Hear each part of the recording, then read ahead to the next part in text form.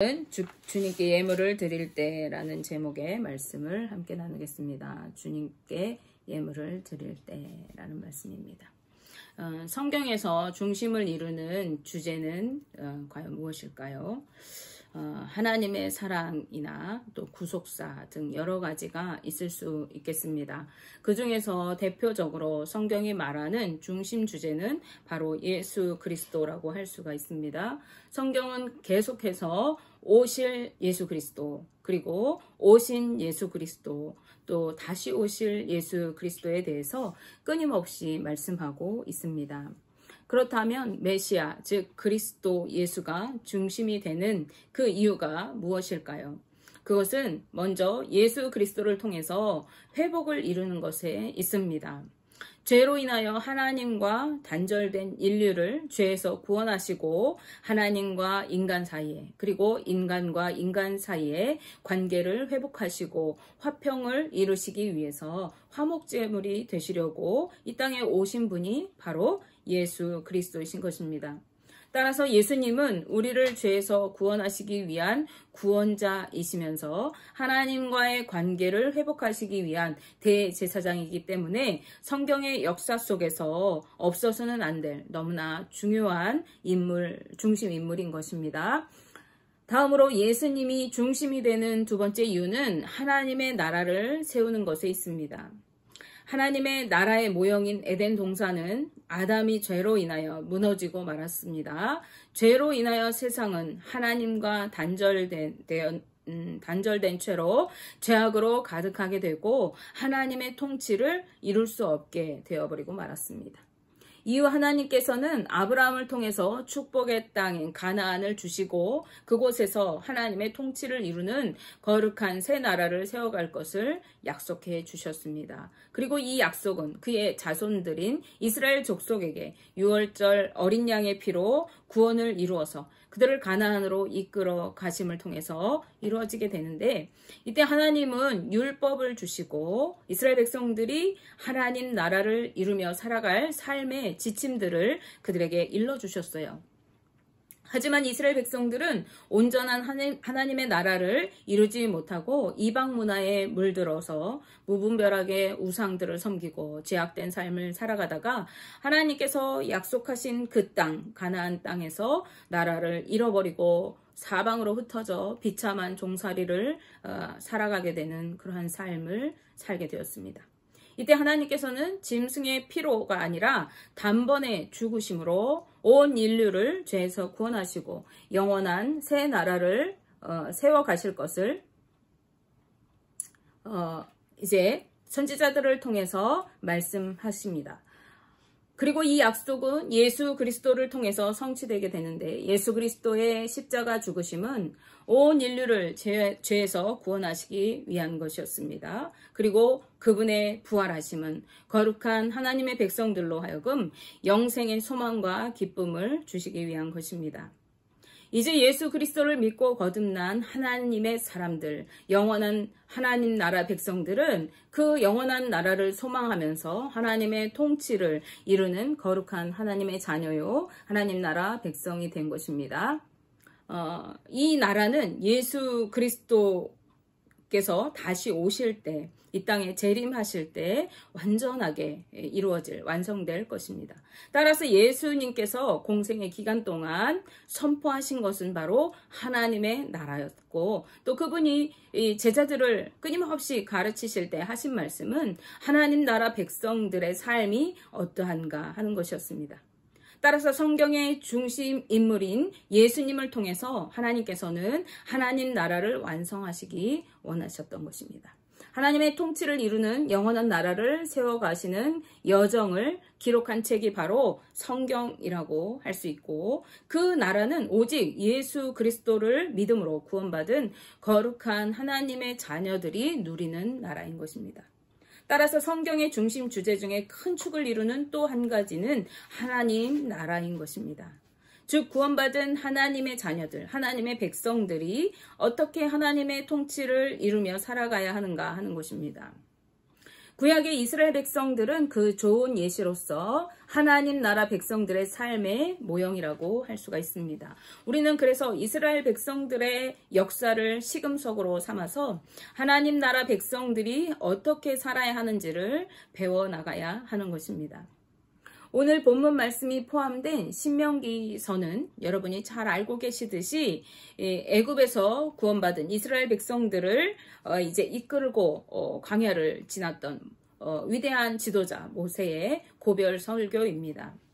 모세는 지금 자신의 죽음을 앞두고 이제 가나안 정복을 눈앞에 두고 있는 이스라엘 백성들에게 출애굽 사건, 하나님의 구원 사건과 지난 40년 동안 광야 생활을 그 광야에서 하나님께서 어떻게 돌보시고 인도하셨고 함께 하셨는가를 회고하게 하면서 하나님께서 어떻게 그들을 구원하시고 돌보셨는지, 어떻게 그들을 인도하셨는지를 기억하고 하나님을 향한 믿음을 굳건히 할 것을 다짐하게 하였습니다.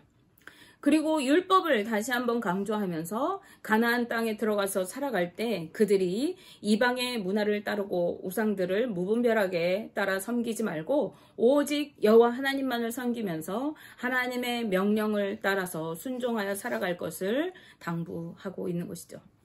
그 중에서 오늘 본문 말씀이 수록된 신명기 26장은 그들이 가나안 땅을 정복하고 그 중에서 땅의 기업을 받을 때, 그리고 그곳에서 정착하여서 살아갈 때 가장 우선적으로 행해야 할 것이 무엇인가를 말씀하고 있습니다. 그 첫 번째는 그들이 토지의 첫 열매를 하나님께 드리라는 것입니다. 신명기 26장 2절 말씀에 내 하나님 여호와께서 내게 주신 땅에서 그 토지의 모든 소산의 만물을 거둔 후에 그것을 가져다가 광주리에 담고 내 하나님 여호와께서 그의 이름을 두시려고 택하신 곳으로 그것을 가지고 가서라고 말씀합니다. 토지의 모든 소산의 만물을 거둔 후에 그것을 광주리에 담아가지고 성소에 나아가라는 것이에요. 만물이라고 하는 것은 처음 열매를 말하는 것입니다. 하나님이 여호와께서 그 이름을 두시려고 택하신 곳에 그 만물 처음 것을 가지고 가라고 말씀하고 있어요. 하나님께서 이 이름을 두시려고 택하신 곳은 어디입니까? 그곳은 바로 성소입니다. 당시에는 아직 성전이 건설되기 전이었기 때문에 이 하나님의 이름을 두시는 곳은 성소를 의미하는 것입니다. 그것을 그 첫 열매를 가져다가 하나님 앞에 예물로 드리고 하나님께서 주신 축복으로 인해서 그분을 경배하고 예배하라고 말씀하고 있는 것입니다. 신명기 26장 10절 말씀을 보시면 여호와여 이제 내가 주께서 내게 주신 토지 소산의 만물을 가져왔나이다 하고 너는 그것을 내 하나님 여호와 앞에 두고 내 하나님 여호와 앞에 경배할 것이며 라고 말씀합니다.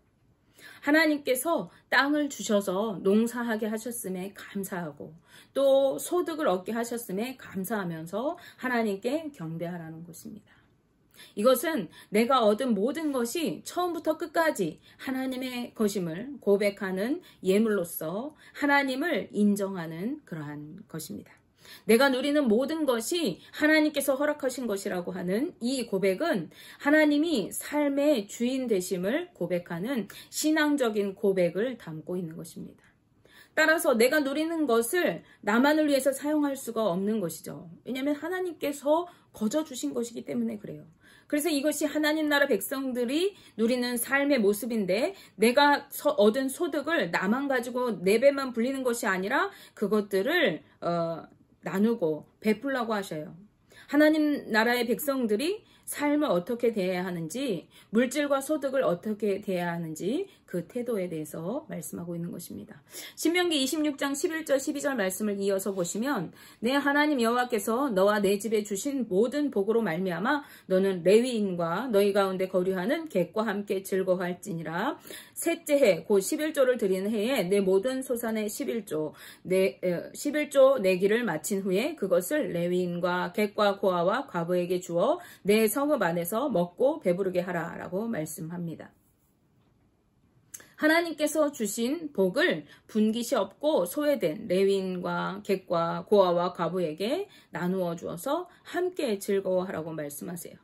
뿐만 아니라 3년마다 별도의 11조를 따로 드리고 그것을 모아다가 그 소외된 이들에게 나누어 주어서 그들이 배고프지 않고 배부르게 누릴 수 있도록 하라고 말씀하고 있습니다. 이것은 내 소득의 근원이 하나님이심을 인정하고 하나님이 주신 것을 가지고 하나님의 마음으로 어려운 이웃들에게 나누라는 것입니다. 하나님의 사랑으로 어려운 사람들을 함께 섬기라는 것이죠. 이것은 하나님이 기뻐하시는 것이고 하나님께 복받는 비결이기도 합니다.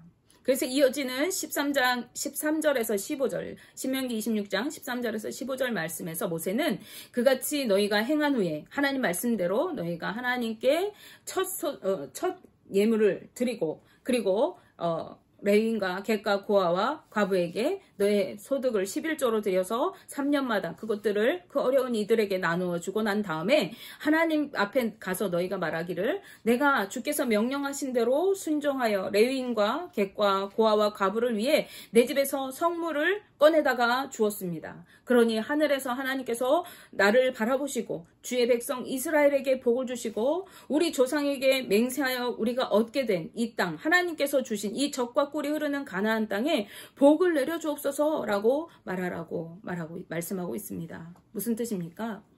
하나님 보셨죠? 내가 하나님께서 말씀하신 대로 전부 순종했습니다. 하나님께서 하라고 하시는 대로 내가 살았습니다. 하나님이 돌보라고 하신 레위인과 객과 고아와 과부를 내가 내 소득을 기꺼이 기쁜 마음으로 떼어다가 섬겼습니다. 하나님 나 잘했죠? 하나님 나 축복해 주세요. 하나님 나 칭찬해 주세요. 라고 말하라는 거예요. 당당하게 하나님께 축복해 주실 것을 요구하라는 것입니다. 왜냐하면 이것이 하나님의 약속이기 때문에 그렇습니다. 하나님께서 명령하신 명령이고 그 명령대로 순종하였기 때문입니다.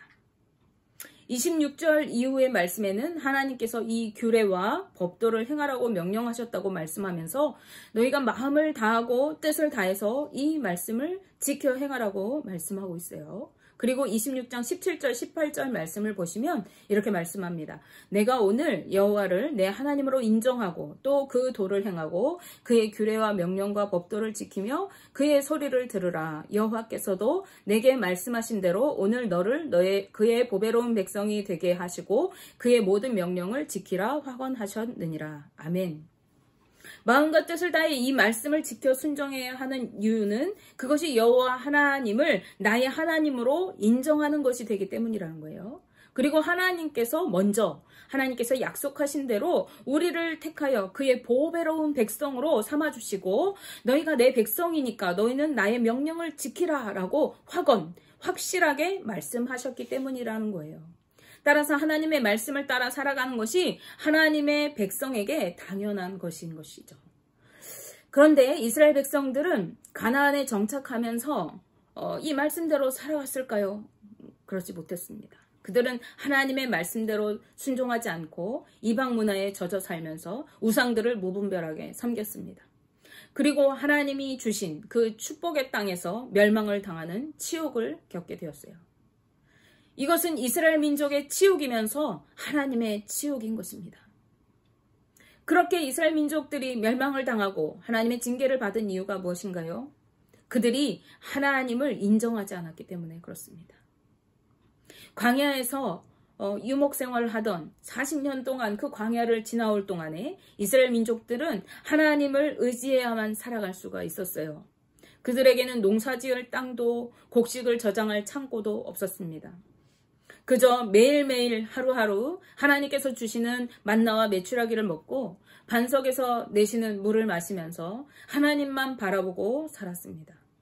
왜냐하면 하나님 아니고는 그 메마른 사막에서 이스라엘 백성들이 살 길이 없었기 때문에 그렇죠. 그러나 가나안에 정착하고 그들이 농사를 짓기 시작하면서 이들은 어떻게 되었어요? 농사를 지어서 곡식과 과일들을 매년 거두게 되었습니다. 그리고 창고를 지어서 그것들을 비축하게 되었어요. 이제 하나님만 바라보면서 하나님 나 오늘 뭐 먹고 살까요? 이렇게 하나님만 바라던 눈이 점점 세상에 눈 돌리기 시작했어요. 이전에는 너도 나도 가진 게 없어요. 모두가 다 하나님만 바라보면서 그날 주신 양식을 먹으면서 살면 됐어요. 그런데 이제는 어때요? 농사를 지어서 소득을 얻으면서 많이 지은 사람은 많이 가지고 적게 지은 사람은 적게 가질 수밖에 없게 되었죠. 그러니까 어떻게 돼요? 누가 더 많이 가졌느냐, 누가 더 소득이 많으냐, 부하냐, 가난하냐 서로 비교하기 시작했습니다. 하나님을 의지하는 대신에 어떻게 하면 더 많이 가질 수 있는지를 그 방법들을 강구하는 사람들이 생겨나기 시작했어요. 이들은 점점 자신들이 누리는 것들이 하나님의 은혜요 축복이라는 사실을 잊어버리기 시작했습니다. 그래서 내 노력과 열심으로 소득을 얻은 것이라고 착각하게 됐어요. 그것은 그들의 착각인 것이죠. 그러면서 내 것을 다른 사람과 나누는 것이 아까운 생각이 들고 오히려 속이고 빼앗고 다른 사람의 것을 탈취하기에 이르렀습니다. 이스라엘 백성들은 점점 하나님의 말씀을 따라 사는 대신에 세상의 방법들을 따라 살아갔어요. 어떻게 하면 더 부를 누릴까? 어떻게 하면 더 많이 가질까? 어떻게 하면 다른 사람보다 높아질까? 하는 것들에 눈 돌리며 살았습니다. 급기야 이들은 어떻게 했느냐? 하나님께 드리는 예물마저도 좋은 것으로 하나님 앞에 가장 좋은 것으로 드려야 하지만 저는 것, 병든 것, 피부병 있는 것 이런 것들 가져다가 형식적으로 드리기 시작했어요. 자신들이 쓰고 남은 것으로 하나님 앞에 드렸던 것이죠. 그리고 하나님을 예배해야 하는 하나님의 제단에서 우상을 섬기기 위해 제사를 드리기 시작했습니다. 이들은 하나님을 인정하기는커녕 하나님을 업신여기고 멸시하기에 이르렀던 것이죠. 하나님의 약속, 하나님과의 약속을 저버리고 하나님께서 택하신 보배로운 백성의 신분을 망각하고 말았던 것입니다. 하나님께서 그들에게 약속하신 축복 대신에 그들은 진노와 징벌을 겪게 되고 말았습니다. 이스라엘 백성들이 무엇을 잃어버렸는지 신명기 26장 19절 말씀을 우리가 함께 보시겠습니다. 그런즉 여호와께서 너를 그 지으신 모든 민족 위에 뛰어나게 하사 찬송과 명예와 영광을 삼으시고 그가 말씀하신 대로 너를 내 하나님 여호와의 성민이 되게 하시리라. 아멘. 이들은 모든 민족 위에 뛰어나게 하시고 찬송과 명예와 영광이 되게 하신 거룩한 하나님의 백성의 신분을 잃어버리고 그 대신 조롱과 멸시와 웃음거리가 되고 말았습니다. 이전에도 말씀드렸지만 우리가 드리는 예물은 우리 신앙의 척도를 보여주는 그러한 잣대가 됩니다. 여러분은 어떤 마음으로 예물을 드리고 계십니까? 하나님을 인정하면서 내가 누리는 모든 것이 하나님의 은혜임을 고백하며 감사함으로 예물을 드리고 내가 누리는 것을 이웃과 어려운 사람들에게 기쁨으로 나누면서 예물을 드리고 있습니까? 아니면 아까운 마음으로 마지못해서 내가 쓰고 남은 것 하나님 앞에 예물로 드리고 내가 수고하여 얻은 소득이니까 나를 위해 사용하는 것이 당연한 것이고 다른 사람에게는 나누는 것을 생각하지도 않으면서 그러한 예물을 드리고 있습니까? 다시 말씀드리지만 이것은 헌금을 많이 하도록 독려하기 위한 말씀이 아니라는 것을 여러분에게 말씀드립니다. 예수님께서는 누가복음 21장 1절에서 4절 말씀에서 생활비의 전부인 2렙돈 작은 액수이지만 그것을 하나님 앞에 드린 과부의 헌금이 어느 누구보다도 더 많고 귀한 예물이라고 칭찬하셨습니다. 이 과부와 비교되는 것은요, 부자들이었어요. 예수님께서는 부자들이 자신의 죄력을 과시하면서 믿음이 좋은 것처럼 마음도 없으면서 많은 액수로 헌금을 드리고 예물하는 것을 온 마음을 다해 삶의 전부를 드린 이 과부의 예물보다 하찮은 것으로 여기셨어요. 그들의 예물을 인정하지 않으셨던 거예요. 오히려 자신의 생활비 전부를 가지고 내 삶이 하나님 것입니다 고백하면서 그 작은 액수이지만 그것을 하나님께 드린 그 예물이 크고 값지다고 말씀하셨던 거예요. 이것은 그 가난한 과부가 하나님의 삶의 주인이심을 고백하면서 내 삶에 하나님의 은혜로 살아가는 그러한 인생입니다 라고 온 삶을 들여 예물을 드렸기 때문에 그렇습니다. 오늘 저와 우리 성도님들도 이 과부와 같이 하나님을 내 삶의 주인으로 인정하면서 감사함으로 예배와 예물을 드리고 받은 은혜를 어려운 이웃들과 나누고 섬기며 함께 즐거워하는 삶을 살아가시기를, 그리고 하나님의 축복을 누리면서 거룩하고 영광스러운 하나님의 백성으로서의 삶을 살게 되시기를 주님의 이름으로 축복하며 기도합니다.